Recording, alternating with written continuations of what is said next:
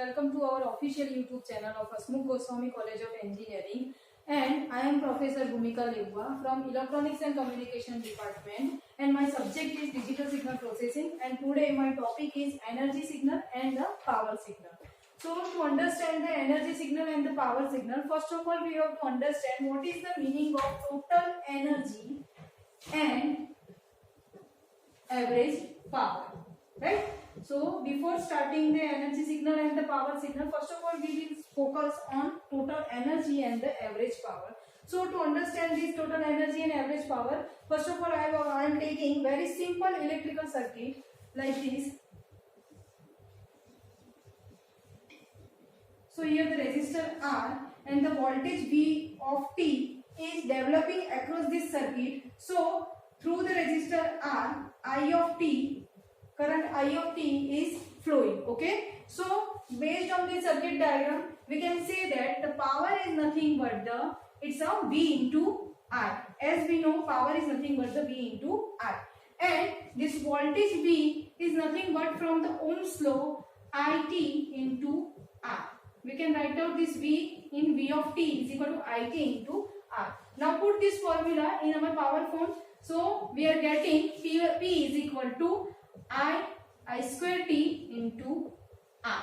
So the power is equal to I square T into R. Same way, if I am putting I of T is equal to V of T upon R, then we also get the power formula is V square T upon R square into R. If I am putting this I of T in this formula, then we get V square T upon R. So the formula of the power is nothing but the I square T into R or V square T upon R. If I am putting R is equal to 1 ohm, then instantaneous power value is nothing but the I square T into 1 or V square T upon 1, that means V square T. So the power is nothing but the I square T or V square T. So from this we can say that the power is directly proportional to the square magnitude of the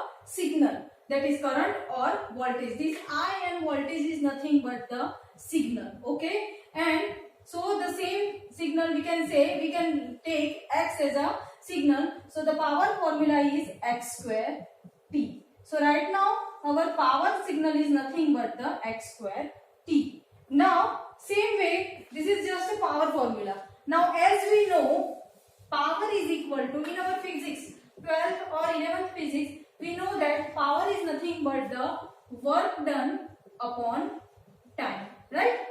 So from this formula we can say that work done is equal to power into time. Okay, so this power is nothing but the P of T into time.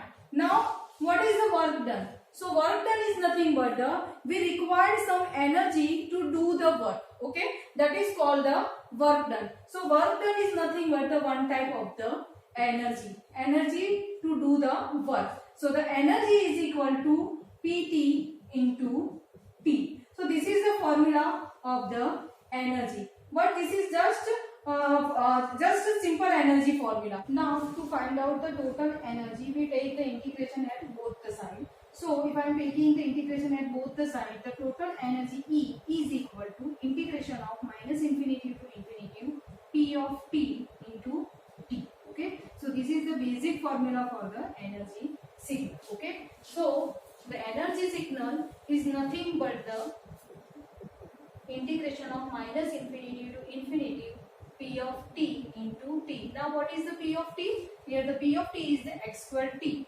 Okay, or X square T into dt. So here our formula is minus infinity to infinity X square T dt. Okay, so this is the formula for the energy signal, and this signal is valid for the periodic and as well as aperiodic signal. This formula is valid for both type of the signal, periodic as well as aperiodic. Now our next aim to find out the average power. Okay, because to understand the power signal we have to find out the average power.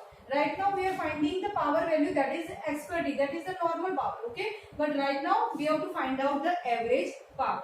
So average value of any signal. Suppose I am making one simple example of x of t like this.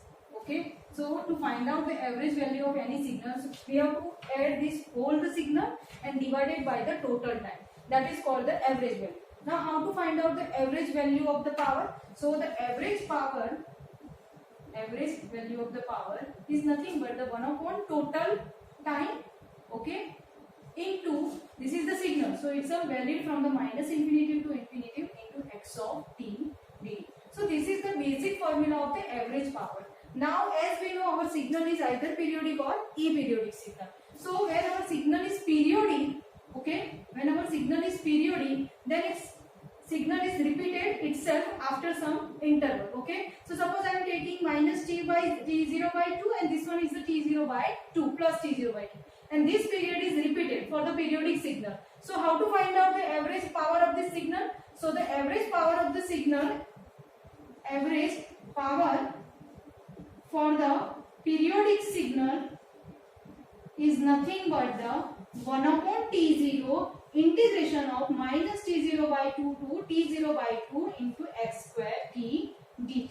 Okay, x square t is nothing but the power, and here we only take the only first interval. Why? Because it is the periodic, so we don't need to find out the whole value, but this period is repeated, so that's why we are taking only this period.